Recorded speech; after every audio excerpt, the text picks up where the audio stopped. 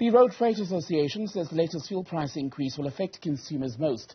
It says that since December last year, the diesel price has in fact gone up by 100%. Let's talk about this with Gavin Kelly, Chief Executive at the Road Freight Association. Gavin, always good to speak to you. So the fuel price, diesel specifically, you say has in fact doubled in the last year.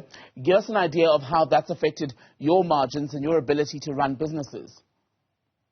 Well, good afternoon, Tembekile, and to all your viewers. I must just make a quick correction. That's a typo on my behalf. It's doubled since the year 2020, not 2021.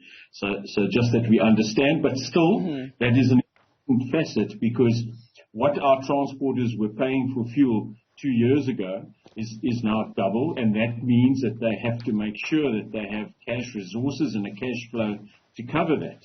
Unfortunately for you and I, that means that everything that we go and buy or money that we want to borrow, the cost of that will increase, because 88% of goods in South Africa that travel across the country travel by road. We unfortunately don't have a rail system that can help us out in terms of moving goods across the country. And then, of course, when that basket of goods becomes more expensive, the Reserve Bank looks at that, and transport is part of that basket of goods, and that means that you and I are going to pay more for a lot of services and for the goods we buy every day. And I was looking at your statement which you put out in the last few hours, where you said that for some businesses, in fact, fuel now takes up about 55% of operating costs. It depends on your operations. So there are some transporters who do different types of legs that takes up to 60% of their fuel cost.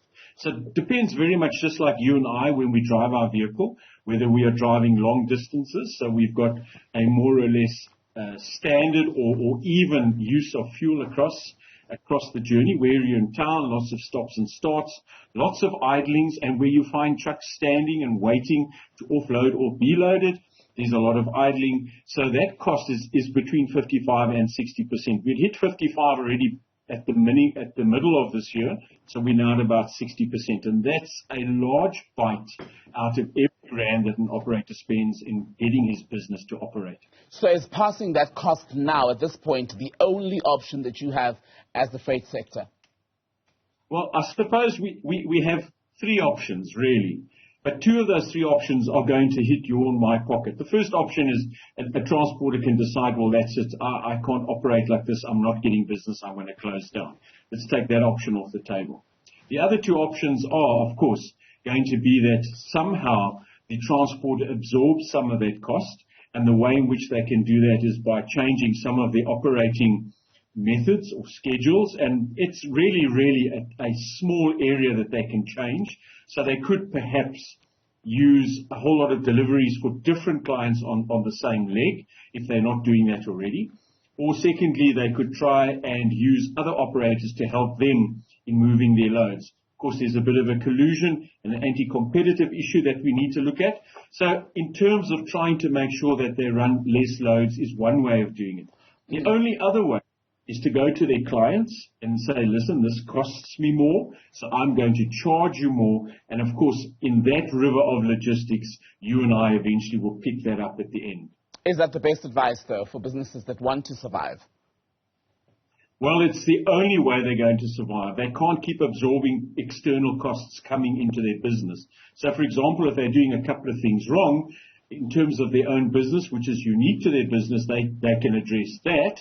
But if it's going to be, for example, something outside of the business, like the cost of a truck, you don't determine as a transporter the cost of the truck. That's the manufacturer. You are going to have to factor that into your price, which is then charged to your client, which at the end of the day, the consumer will foot the bill.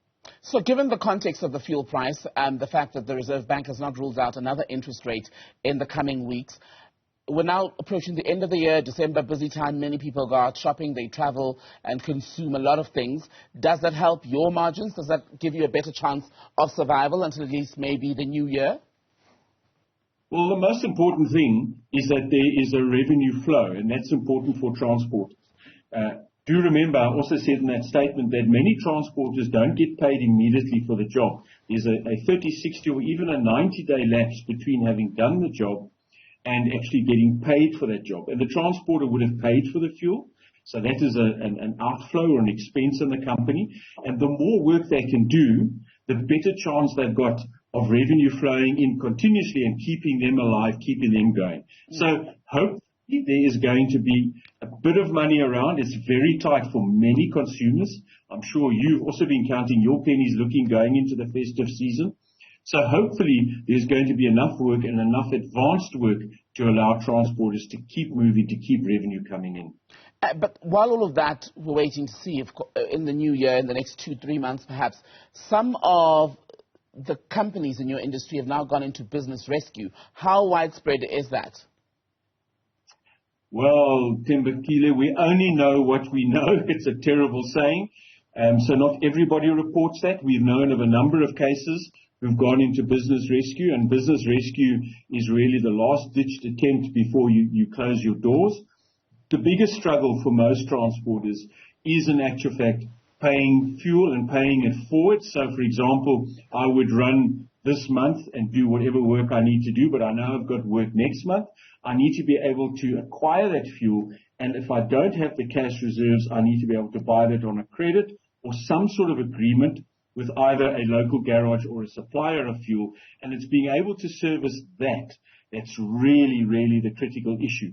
And that, quite often, is what is the difference between running, let's say, normally and going into business rescue. There are a lot of transporters who just have that sort of financial resource.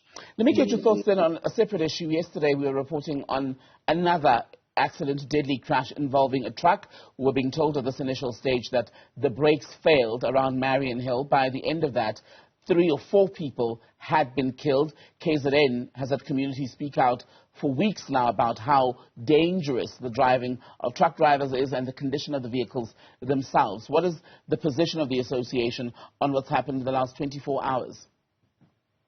Well, once again, first our condolences go to those families of those individuals who were either seriously injured or killed. We just cannot accept that sort of thing happening on our roads, and it's almost sort of a daily thing that's happening.